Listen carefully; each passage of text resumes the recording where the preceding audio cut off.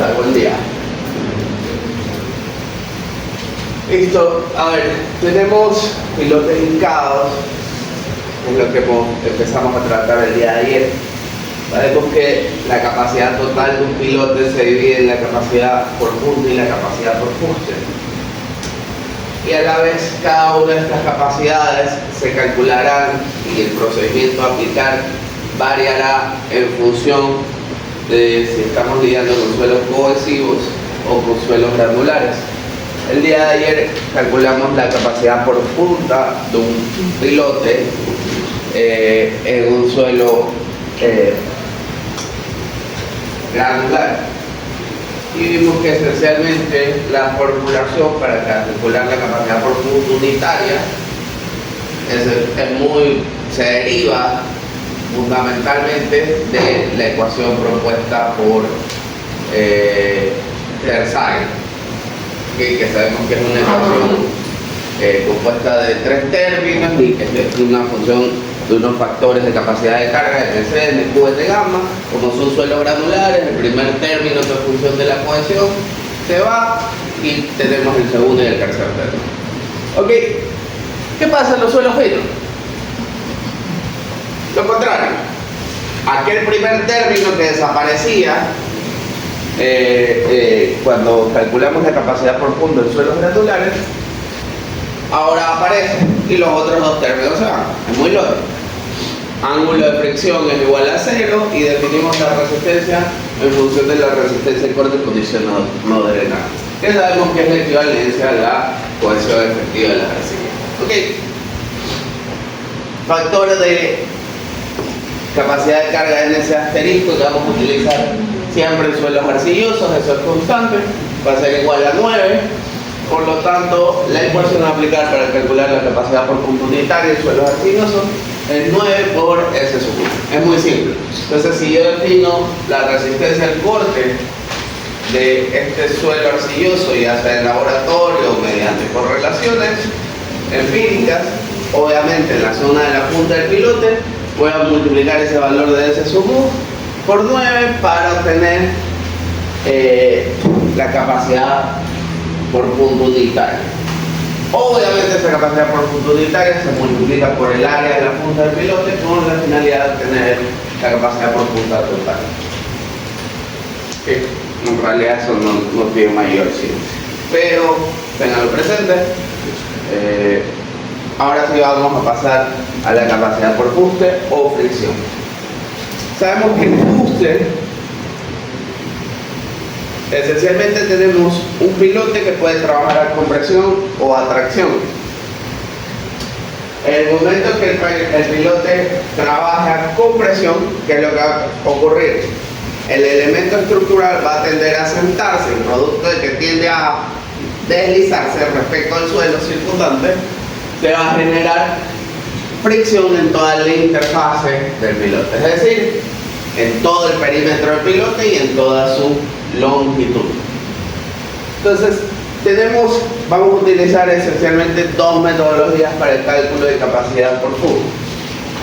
En suelos granulares, la metodología que se aplica se denomina método beta. ¿Okay? En suelos finos, la metodología que se aplica se denomina método alfa, que lo trataremos próximamente. Vamos a enfocarnos el día de hoy en el método beta. ¿Por qué se llama método beta? Porque la capacidad por fuste unitario será producto esencialmente de multiplicar un factor beta por el esfuerzo vertical efectivo. Así de simple. Lo que quiere decir que la capacidad por fuste unitario va a ser un porcentaje del esfuerzo vertical efectivo. El esfuerzo vertical efectivo sabemos que es una función del peso volumétrico y obviamente de la presión del pulso. El asunto es, bueno, ¿cómo determino beta? Y la estimación de beta cambia un poco de autor a autor, porque se ha investigado mucho sobre este tema, pero una de las formulaciones más comunes es la que hemos copiado aquí, donde beta se puede estimar de forma relativamente simple mediante esta expresión. ¿Qué dice la expresión? K sub 0 que multiplica a K sobre K sub 0 por tangente de phi por phi' f dividido para phi'. Ok, ¿qué es cada una de esas cosas? Si nos remontamos a mecánica de suelos 2, K sub 0 esencialmente es el coeficiente de presión en reposo, cuya función es relacionar el esfuerzo horizontal efectivo y el esfuerzo vertical efectivo. ¿Okay? Sabemos que el suelo en condiciones geostáticas va a experimentar esfuerzos verticales y también esfuerzos horizontales. Y estos esfuerzos se relacionan unos con otros mediante este coeficiente.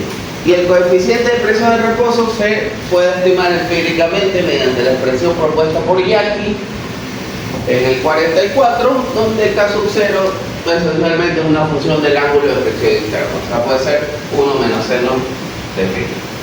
Relativamente simple. Ok. Conozco el primer término, K sub 0, que es K sobre K sub 0. Básicamente, K sobre K sub 0 es una relación, es adimensional, donde buscamos representar cómo cambia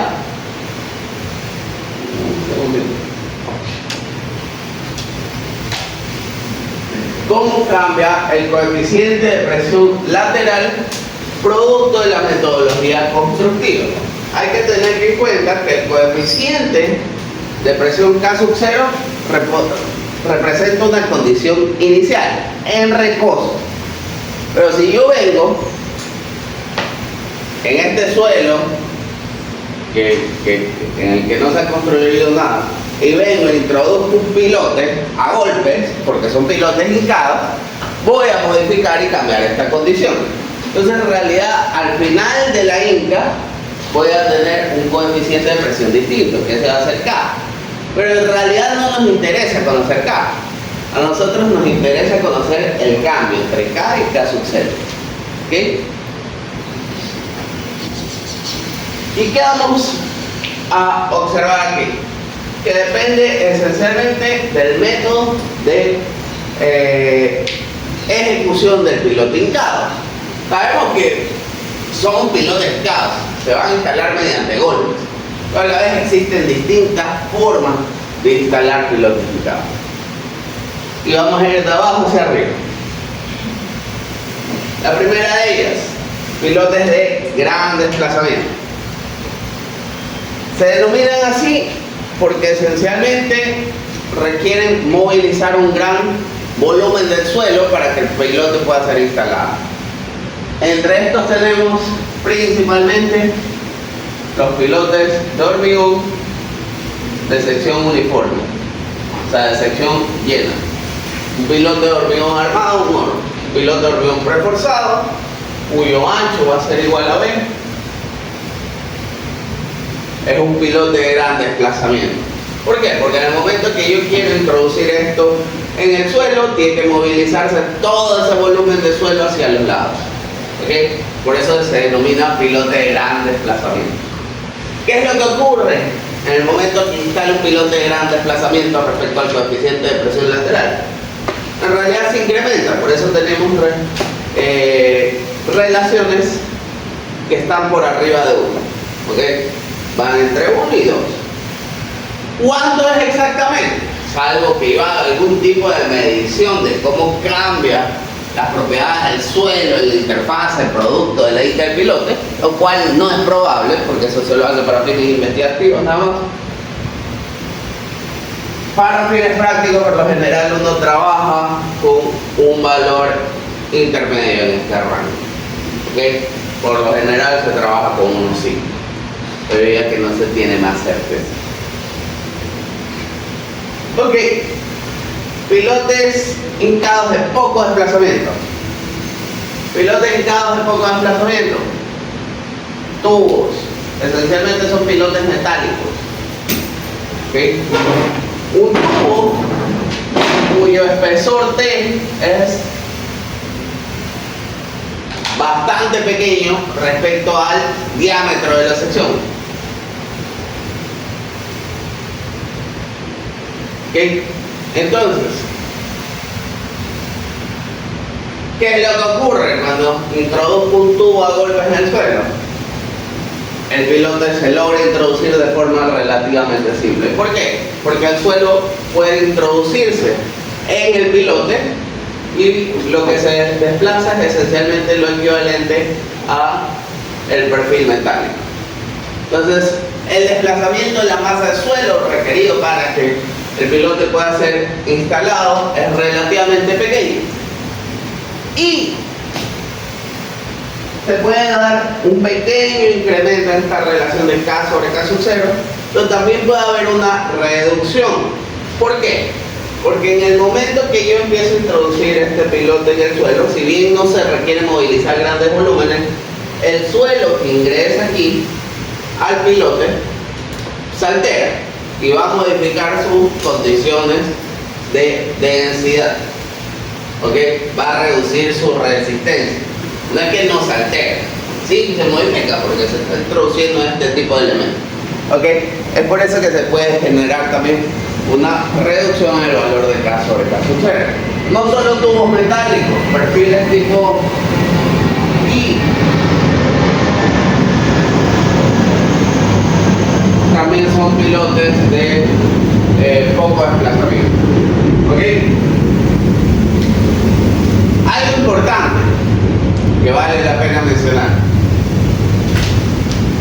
estas secciones se comportan como pilotes de poco desplazamiento siempre y cuando en perfiles tubulares el perfil esté completamente abierto. Pero en muchas ocasiones, si yo cojo y me compro un tubo y le suelto una placa en la punta, sí, puede ser un pilote metálico, pero se va a comportar como un pilote de sección llena.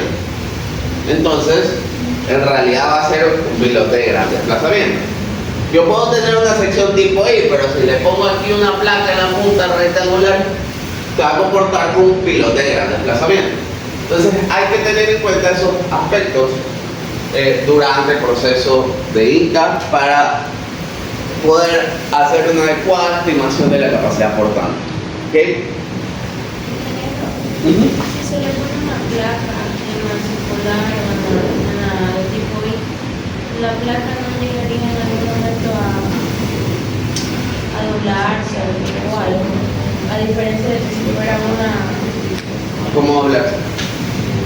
O a dañarse. No necesariamente. Solamente una placa. Depende del espesor. Eso se diseña. O sea, básicamente ponerle una tapa aquí, taponarlo. Se vuelve un pilote hueco en el centro, pero para fines prácticos un pilote grande.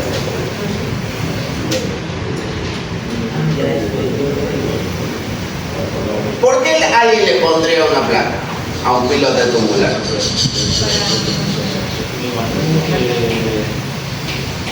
Para disminuir el peso del piloto, sí. No Para generar tener un tanta pilote de alteración en su resistencia o densidad. Alteración en la resistencia. O sea, como que reducir el impacto. ¿En qué? Al momento de comprimir. No, pero gran desplazamiento implica que va a haber gran movilización de volúmenes actuales y por lo tanto va a haber modificaciones en el suelo circundante. Para que sea más lineal, no necesariamente.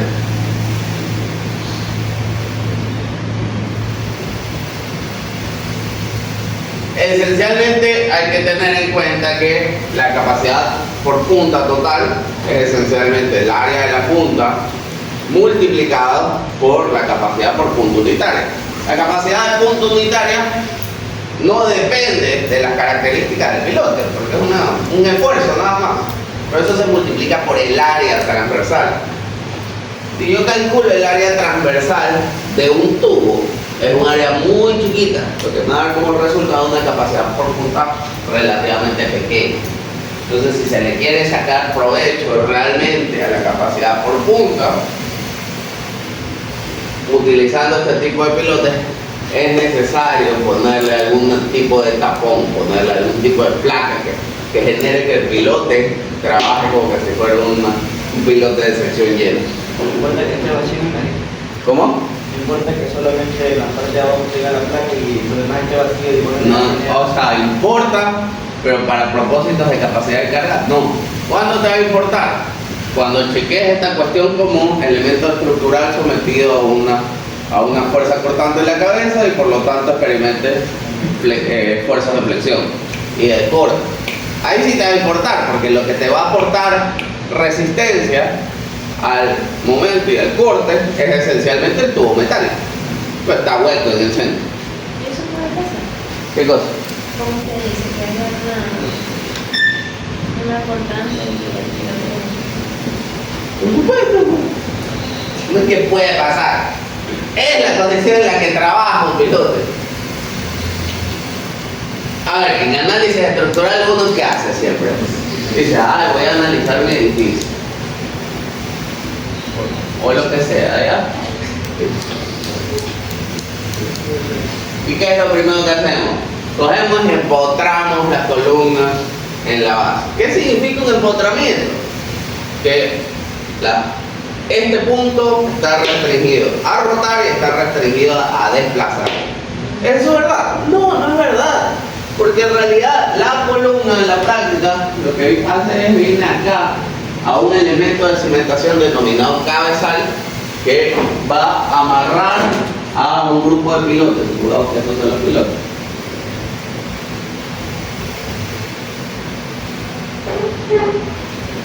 Entonces en realidad yo lo que tengo es un sistema de esta forma, todo este suelo. Y la estructura, principalmente por sismo, va a experimentar deformaciones laterales. Y esas deformaciones laterales van a generar un incremento importante de la fuerza cortante en la base de la edificación de la superestructura y también de los momentos vectores. Pero esta cuestión es, acuérdense del principio de equilibrio, esto es acción-reacción.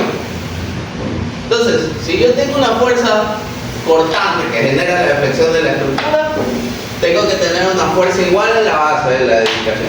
Y esa fuerza igual no desaparece, se va a transmitir a la cimentación. Y la cimentación se la va a transmitir al suelo. Todo está conectado. Estructuralmente, los diseñadores estructurales dicen deliberadamente, decido ignorar el suelo. Por simplicidad, se lo ignora y se empotra esa cuestión ahí. ¿Se cumple? No, en realidad en la práctica no es una condición que se cumple, ese empotramiento perfecto no existe. Eso es una idealización, una hipótesis como para simplificar el problema, nada más. ¿Okay? Entonces, así como uno chequea las columnas de la edificación y las dimensiona y las diseña con la finalidad de que tengan la capacidad estructural de satisfacer los esfuerzos que experimenta productos obtenidos del análisis estructural, también se debe chequear el pilote por flexo-compresión o los pilotes por flexo-compresión. ¿Okay? Entonces sí, es una condición que tiene que revisarse siempre.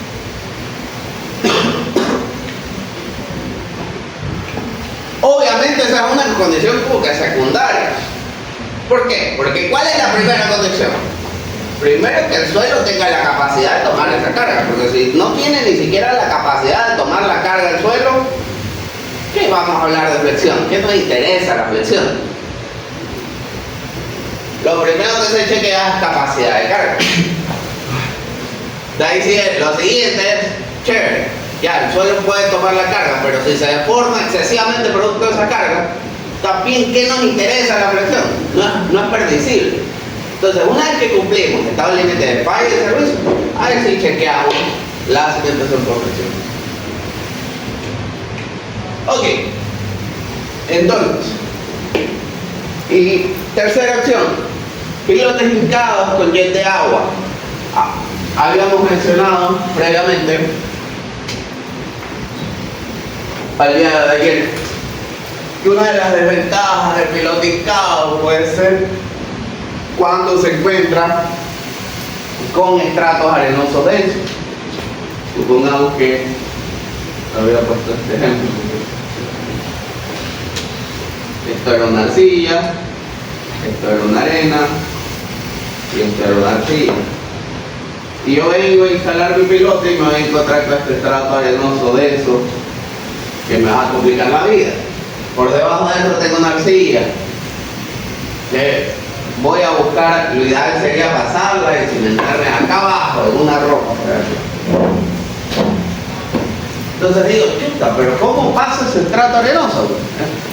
Entonces, una de las cosas que se ha implementado, cada vez menos, la verdad, porque no es muy práctico, es carísimo.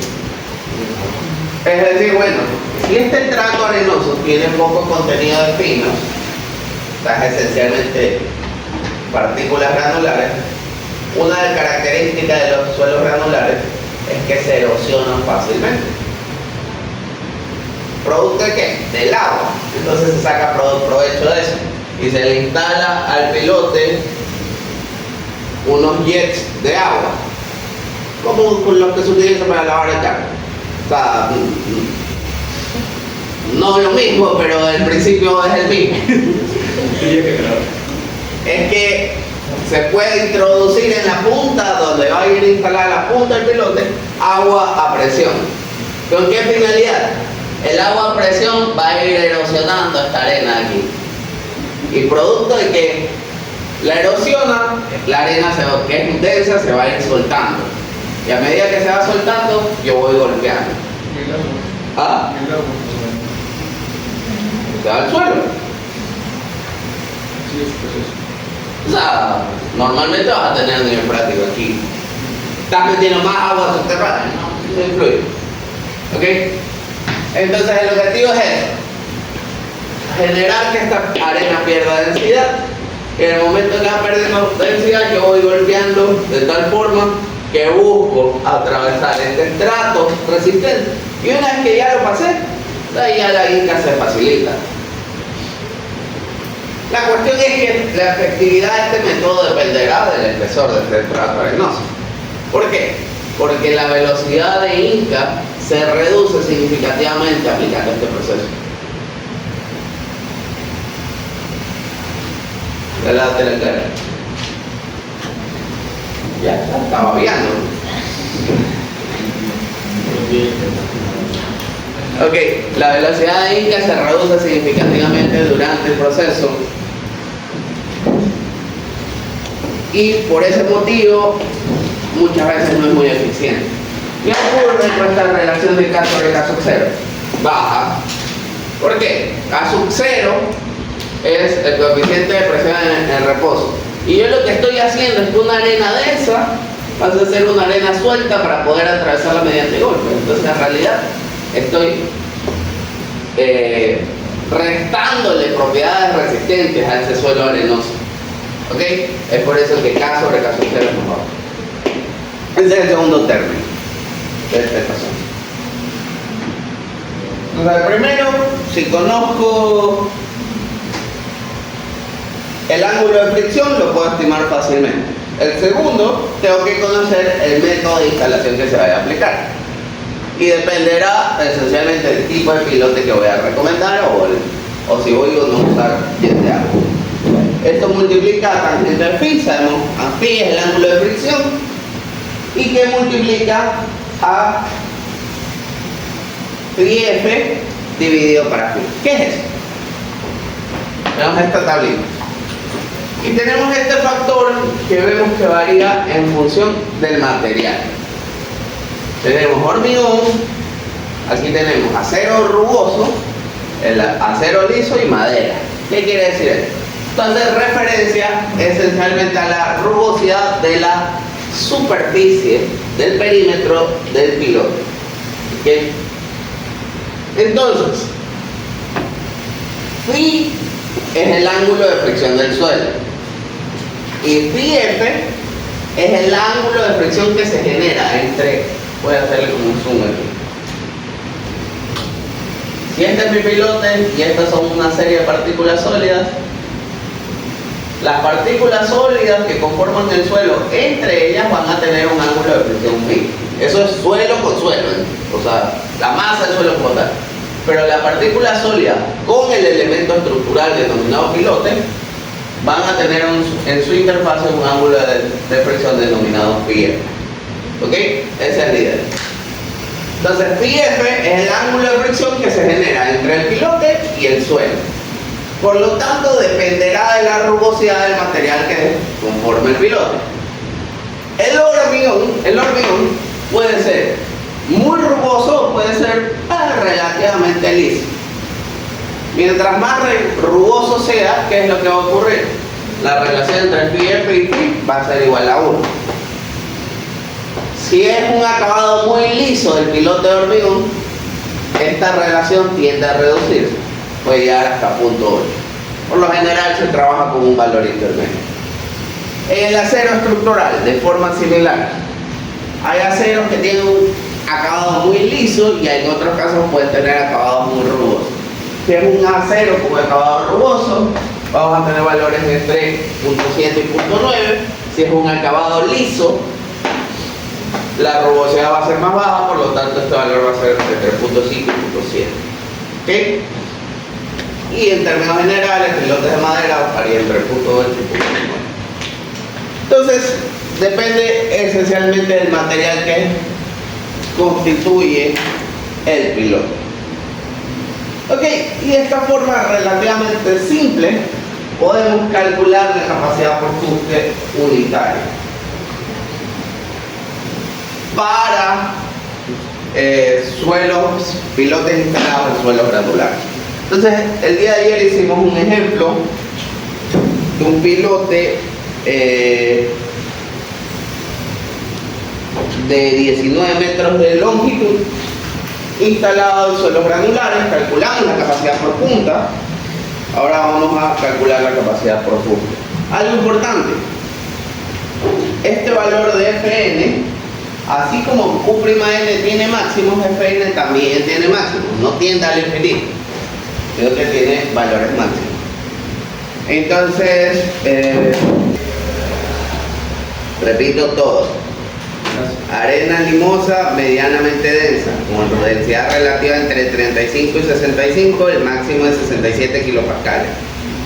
Segundo, arena medianamente densa con una densidad relativa entre 35 y 65 y una arena limosa densa con una densidad relativa de entre 65 y 85,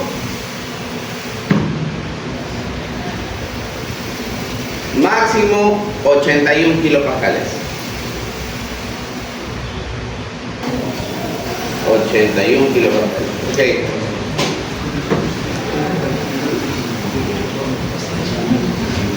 Listo. Siguiente, arena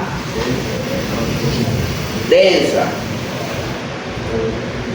Densidad relativa entre 65 y 85.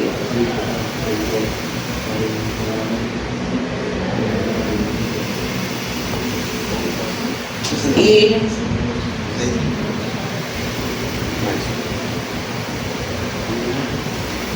arena densa, densidad relativa entre 65 y 85. ¿Y cuál creen que siga? Arena limosa, muy densa. ¿Y cuánto sería muy denso a nivel de densidad relativa? De 85 a 100.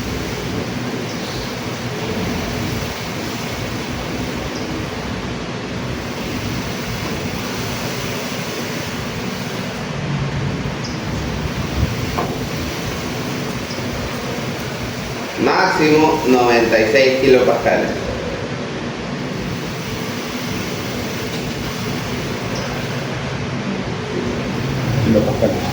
Sí.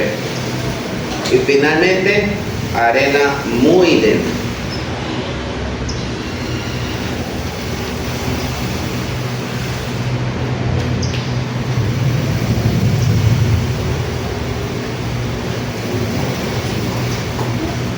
Con una densidad relativa entre 85 y 100.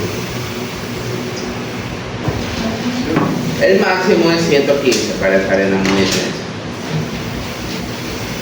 El máximo es 115 kilopascales.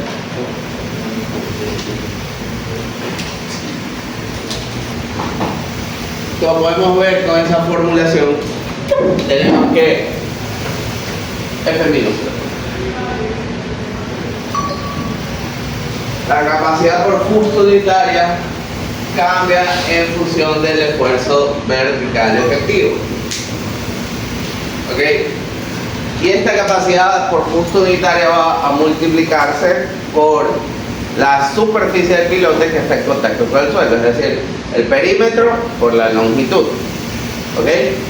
Entonces, vamos a hacer, hagámonos una tablita por facilidad. Determinemos lo más fácil. Tenemos un pilote de 40 por 40 de hormigón que va a ser instalado en este suelo granular. Lo primero definamos phi F sobre phi. Pongámoslo ahí. Es igual, va a estar entre 0.8 y 1. Adoptemos un valor de 0.9.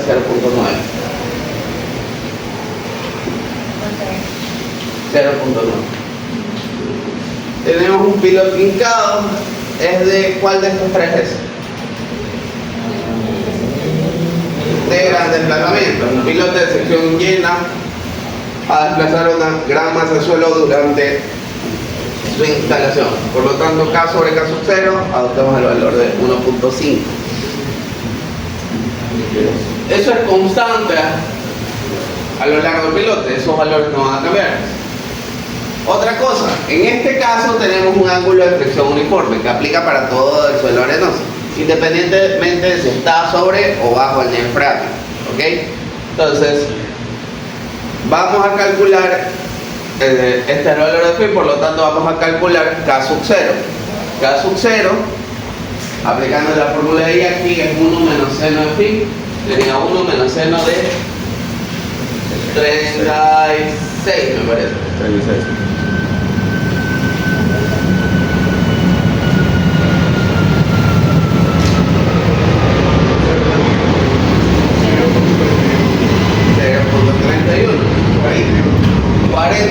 Ok, y definamos una vez en función de la tablita que se les dictó para una arena con una densidad relativa de 70, cuánto es el punto unitario máximo.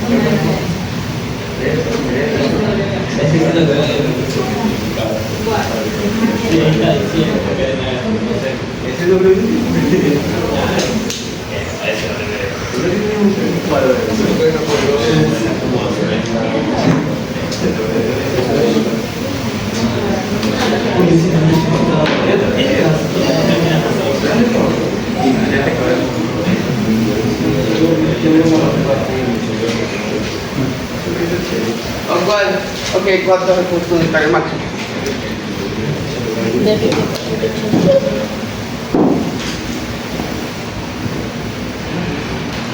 Para una arena con una arena limpia es, mejor dicho, no es arena, no, sí es una arena limpia, con una densidad relativa de 70, ¿cuál es el límite máximo?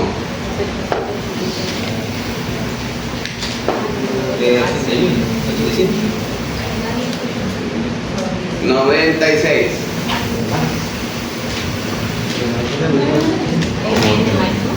De 70, sí, no es limosa.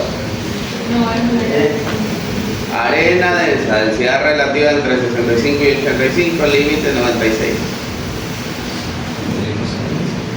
¿Están de acuerdo o no están de acuerdo? 86. 96. Kilopascal. Sí, es PN más.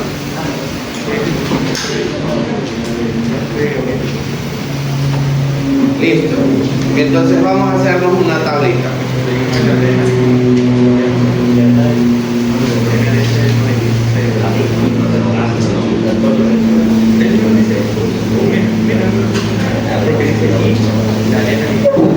Tenemos lo siguiente.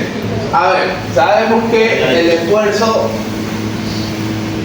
la capacidad por flujo unitario cambia en función del esfuerzo vertical efectivo.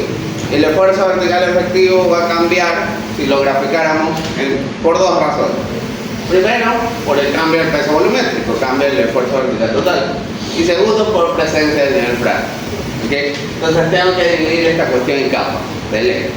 Entonces vamos a hacer una tablita, vamos a poner desde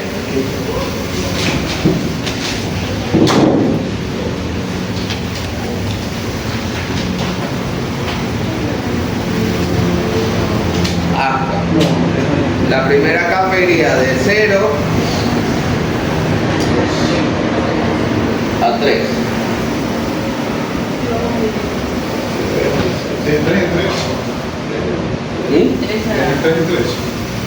Y la siguiente iría de 3 a 19. Se podría dividir, sí, que la segunda capa en capas más pequeñas también se puede hacer. Ok, pongamos H al lado. Pongamos el espesor 3 y 16, H en metros.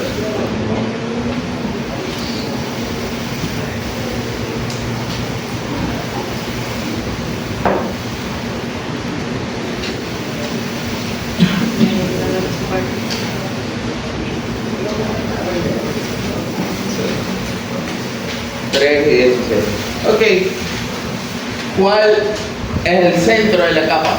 Pongamos centro.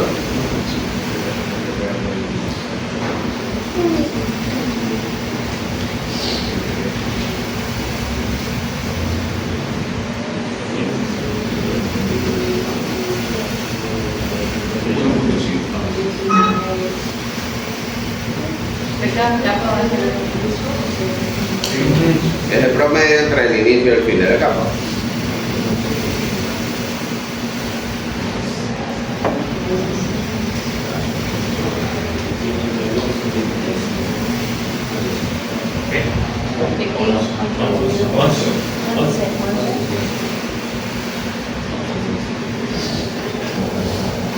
A ver, entonces el primero 1.5 y el otro es 11.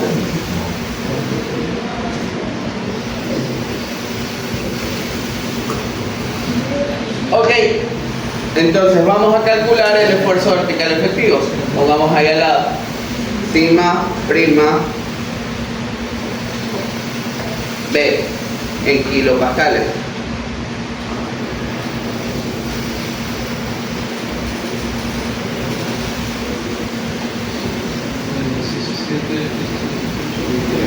¿Cuál sería el esfuerzo vertical efectivo en el centro de la primera capa?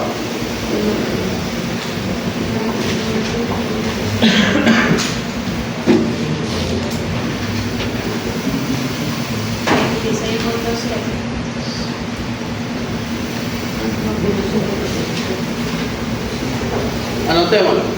Sigma prima B a 1.5 metros. Pongámoslo entre paréntesis. Pongamos el cálculo abajo.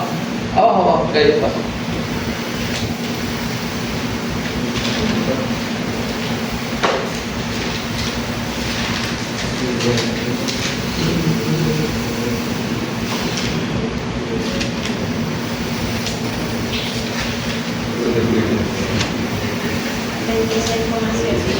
$26,7. 1.5 por 17.8, ok.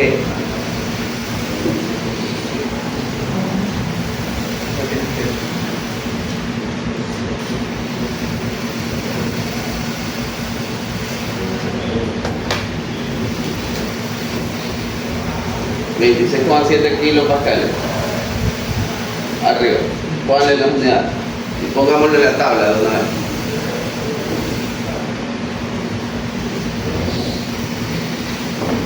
Ok.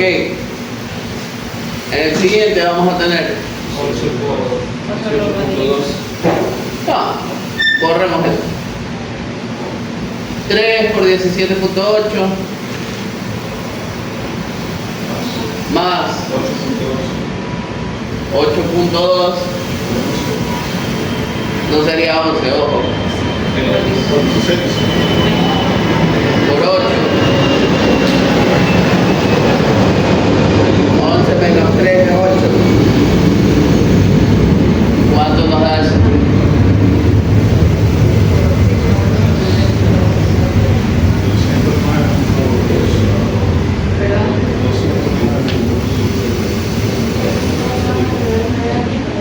Puede ser 18 quemados.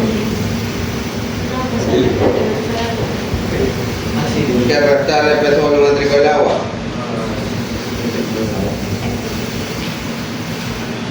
Pero está mal multiplicada.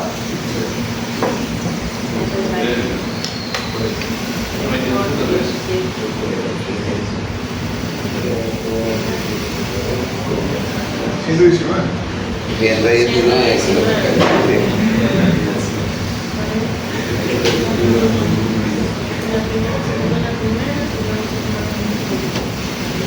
ok, sabemos que beta únicamente depende de los métodos de instalación, del tipo de pilote y de K sub 0, y como K sub 0 no cambia, podemos calcular el valor de beta. ¿Cuánto sería beta? Es un único valor. Vamos a tener K sub 0, que lo conocemos, que es 0.41.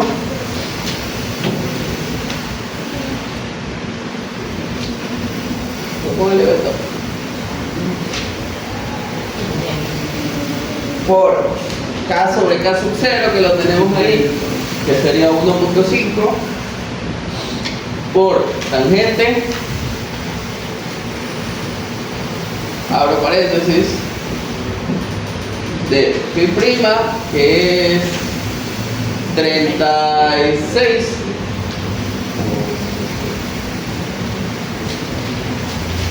por por phi, que es 0.9.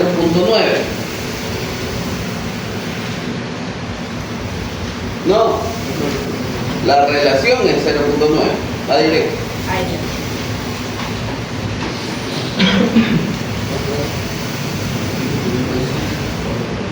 Cierra, no, te falta un. ¿Cuánto es? 0.39 es el valor de beta. Ok, sí, está bien. Entonces, vamos a calcular Fn para cada una de estas capas. Pongamos aquí Fn en kilopascal.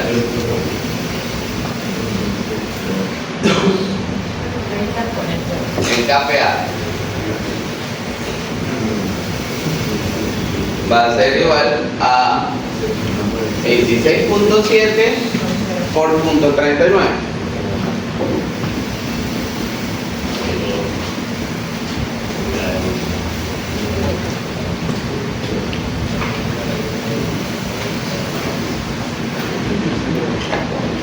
¿Cuánto va? 10.41.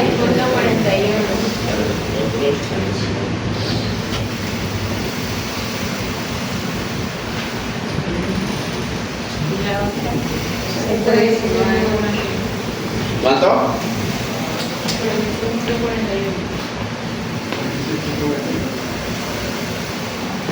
Ok, vemos que ninguna excede el valor máximo, entonces no tenemos que hacer nada. Ese valor de punto unitario va a ser representativo para la totalidad de la longitud del piloto en esa capa. Ok, tenemos resistencias unitarias que varían respecto a la profundidad. Si yo grafico esto, préstame un marcador. Si yo graficara esto versus la profundidad, ¿qué es lo que voy a tener?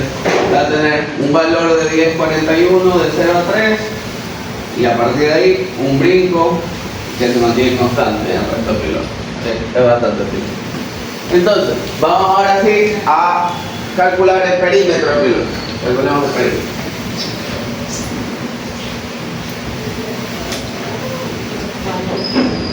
4 veces el lado. Entonces sería 4 por 0.4.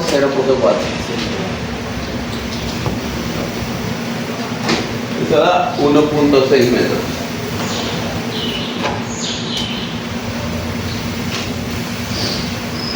Ok. Vamos a poner el área que tiene que considerarse en cuenta para calcular la capacidad por punto. A esa área vamos a denominarla AS. Pongamos aquí una columna. Y esa área esencialmente es la superficie del pilote que tiene contacto. Esto va a ser, es un área, entonces tiene que estar en metros cuadrados. ¿Y a qué va a ser igual esa área? Básicamente va a ser el perímetro del pilote por la longitud de influencia en la capa, que en este caso va a ser H. Entonces, AS de la primera parte va a ser 1.6 por 3. 4.8. ¿Ok? Y 1.6 por 16. 25.6. Perfecto. Entonces, ¿qué vamos a hacer ahora? Vamos a calcular la capacidad por fuste total. Ponemos otra columnita y se va a llamar P, su índice es. Y esto va a estar en kilonewtons. Y PS, podemos anotarlo, PS va a ser igual a Fn por AS. ¿Ok? Bastante simple. 1041 por 4.8.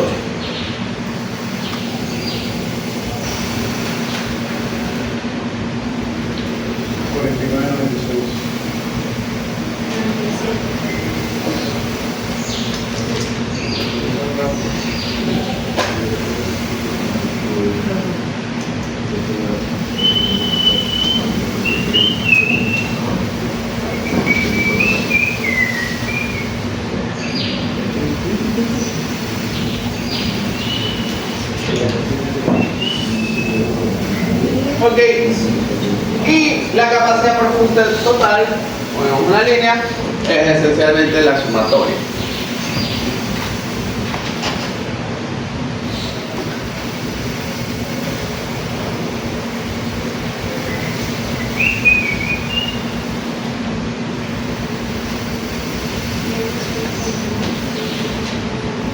Perfecto. Ok, esto es capacidad por fuste. Ayer calculamos capacidad por punta. Anotémosla por ahí. PT, P mayúscula, su índice T, nos daba igual a 2230 kilonewtons. P de punta, no B.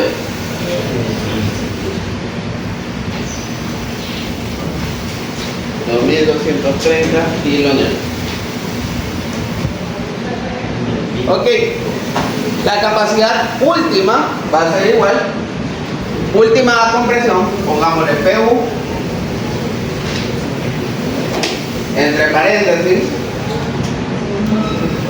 perdón, ponle la O bien, entre paréntesis, no, la como estaba, se me fue, y ahí en paréntesis 15 ponerle una C,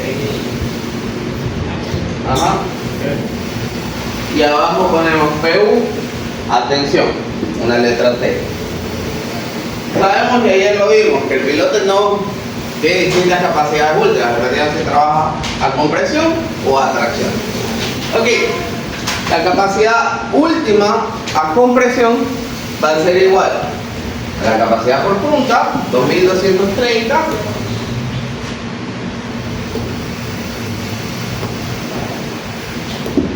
más 1238, ya redondeado. ¿Cuánto es eso?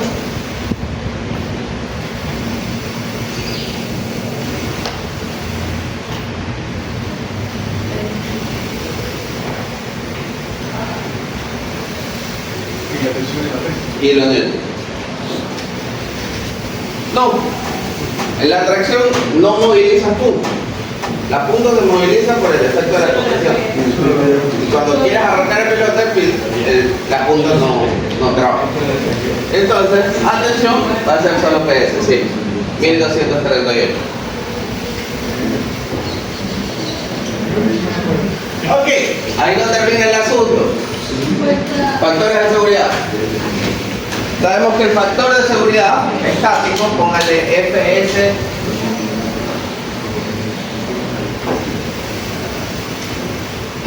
estático, para el caso más desfavorable, que va a ser igual. Estático, sí, es igual a 3. Y EPS, pónganle entre paréntesis sismo, en realidad es un factor de seguridad pseudoestático, pero pongámosle sismo para que se entienda. ¿Es igual a cuánto? 1.5. Ok, por lo tanto voy a tener 4 capacidades admisibles. Capacidades admisibles. Vamos a tener P admisible estático, P admisible compresión, P ADM, póngale, ADM, un guioncito, póngale ahí, C de compresión,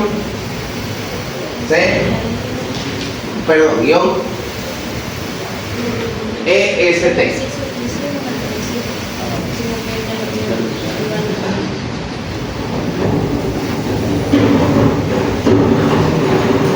Y ahí pongamos P admisible, C, CIS, es decir, y ahí hacemos lo mismo pero con la T.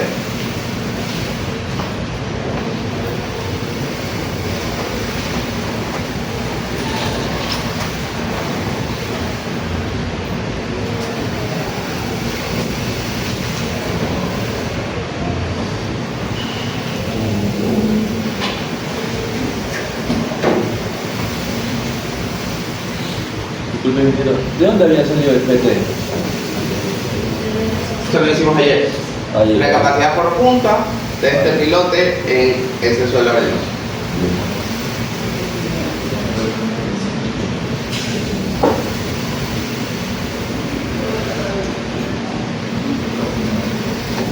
Ok. Entonces vamos a tener P admisible a compresión estático, va a ser 3468 dividido para 3. Redondeando ponemos la capacidad. 1156. 1156 kilonewtons. Esa de ahí debería ser 1312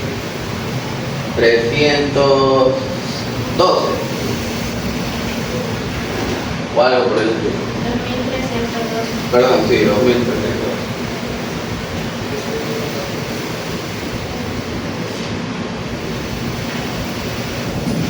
Acá lo mismo pero con la capacidad por tensión. Entonces sería 1238 extra dividido para 3.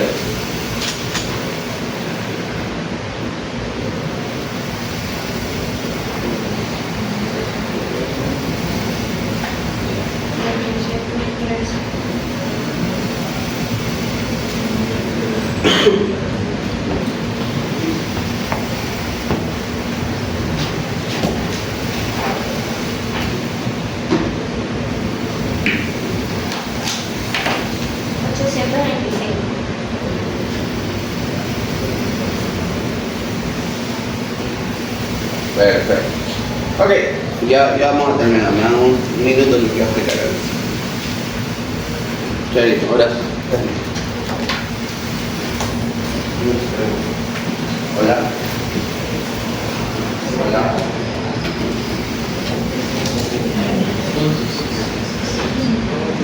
Ok. Tipologías de carga. P admisible estático. P admisible de compresión sismo, P admisible de tensión estático, P admisible de tensión sismo. ¿Qué significa cada una de estas cosas? Esencialmente este es el insumo que nosotros le vamos a entregar al diseñador estructural. Uno de los insumos. ¿Sí? Tiene que saber cada uno de estos pilotes individualmente cuáles van a ser sus capacidades versus qué las va a comparar. La primera va a hacer un análisis estructural y va a calcular cuánto baja por cada una de las columnas. Caso de compresión estática, va a ser esencialmente 100% de la carga muerta más el 50% de la carga viva, y a eso hay que sumarle el peso de la cimentación. En este caso sería el peso del pilote. Si se requiere un pilote, si se requiere 2 o 3, se le suma el peso de los pilotes. ¿Ok? Esa fuerza total, sin mayorar, ojo, porque en diseño estructural se mayoran cargas, pero es porque se basa en metodología LRFD. Pero en diseño geotécnico utilizamos factores de seguridad. Por lo tanto, analizamos versus cargas sin mayorar. Eso es importante. Entonces, esa carga total por columna se la compara versus la capacidad admisible de compresión estática. ¿Ok? Tensión estática, ¿cuándo puede llegar a generarse? Supongamos, tenemos un edificio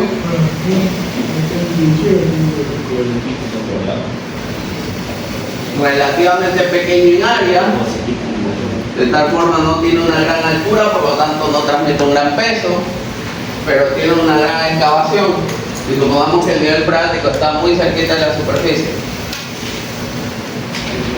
Esto va a estar piloteado, y ¿qué es lo que va a ocurrir? El agua va a ejercer una presión hidrostática en la losa de fondo. Esto se llama subpresión. ¿Cuánto va a ser esa presión?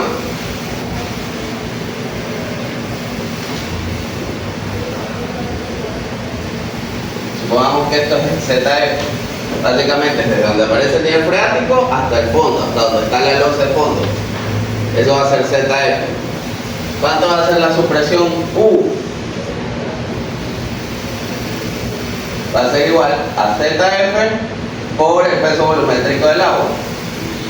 Esto es en términos de esfuerzo, o sea, va a estar en kilopascal, probablemente.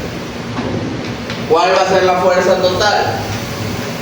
Supongamos que yo en este sótano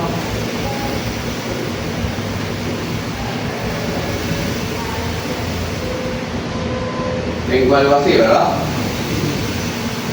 Con 3 pilotes, y supongamos que en realidad en todo el sótano hay 9 pilotes. Entonces, si yo dibujo esto, tengo un pilote por columna, y supongamos que todas mis columnas me hacen una cuadrícula.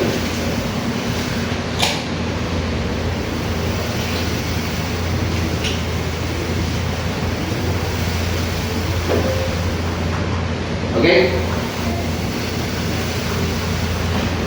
Supongamos que la luz entre columnas es igual a 5 metros en ambas direcciones. ¿Okay? La columna que tenga mayor área tributaria va a ser aquella que esté en el centro. El área tributaria va a ser 5 por 5, 25 metros cuadrados aportan esa columna. Entonces yo voy a multiplicar esos 25 metros cuadrados por la presión del agua.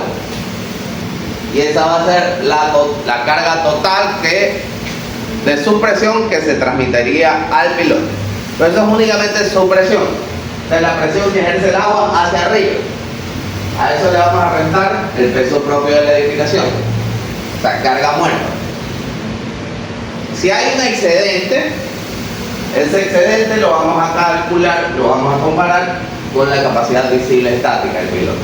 ¿Okay? Una cuestión relativamente simple de equilibrio de fuerzas.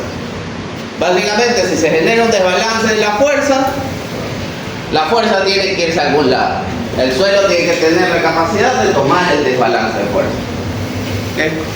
Nada, ventajosamente, la mayoría de las veces uno utiliza pilotes en edificaciones donde por cuestiones de capacidad de carga o asentamientos no se cumplen los estados límites.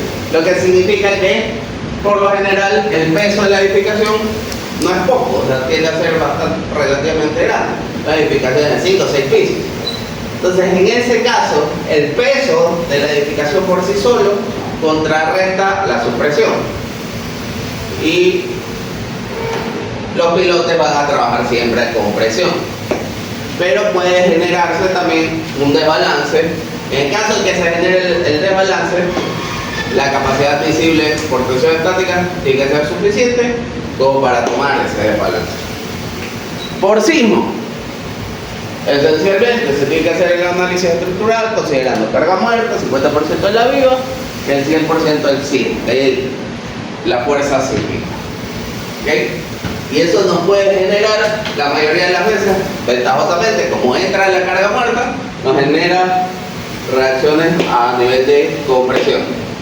Pero en ciertos casos puede llegar también a generarse una reacción de tensión por sismo, que se la compara versus la capacidad admisible de tensión por sismo. ¿Okay? ¿Cuál es la que marca si el piloto es satisfactorio o no? La condición que sea más crítica. En realidad se quedan los cuatro casos, las cuatro condiciones. Yo, si cumplo por 3 y en una no cumplo, el pilote no cumple. Tengo dos opciones. Pongo un pilote más grande que me dé más capacidad, profundiza el pilote, si es que se puede, también hay que ver si lo puedo hincar a mayor profundidad, o pongo 2 pilotos, también es otra opción. 2, 3 o lo que requiera. La cuestión es que tampoco hay una regla de 3, y eso ya lo vamos a ver próximamente. Hay una condición que se denomina efecto de grupo. Entonces, producto de la hinca de pilotes circundantes, en ciertos suelos, en los suelos arenosos no, pero en ciertos suelos, como los arcillosos, hay una reducción en la capacidad de carga. ¿Por qué? Porque básicamente yo introduzco este golpe y este suelo que estaba aquí se movilizó. Y producto de que se movilizó me alteró toda la arcilla circundante y perdió resistencia. Entonces, mientras más pilotes pongan, mayor es la alteración. Entonces, chévere, sí. Poner más pilotes en grupo voy a tener mayor capacidad, pero en sistema, mientras más pilotes tenga, se vuelve menos eficiente. Entonces, no es una regla de 3. Ok, eso sería todo por el día de hoy. Muchas gracias. El esfuerzo vertical efectivo, pero el esfuerzo vertical en este punto, en el centro de esta primera capita, no es igual al de esta primera capita. Entonces, supongamos que yo considero esto como un estrato uniforme y tomo el esfuerzo aquí en el medio y lo multiplico por beta y me da 150, que es mucho mayor al máximo. ¿Con cuál tengo que trabajar en teoría? Con el máximo, ¿verdad? Y me limito a eso, pero en realidad, si yo voy discretizando, puede ser que esta primera capa va a tener un FN que es menor al máximo.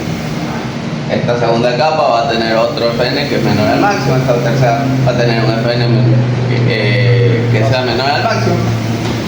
Y esta última capaz excede el máximo. ¿Okay? Entonces ahí ya no me va a dar lo mismo. ¿Cuál es una mejor actuación? Está aquí. Entonces, ¿por qué en este caso no nos afectó y hicimos una sola capa? Porque ya considerando el promedio, estamos bastante lejos de este valor. Entonces, incluso si yo hubiera considerado el esfuerzo acá y lo calculado FN, igual íbamos a estar abajo de ese valor. Entonces, no hay afectación.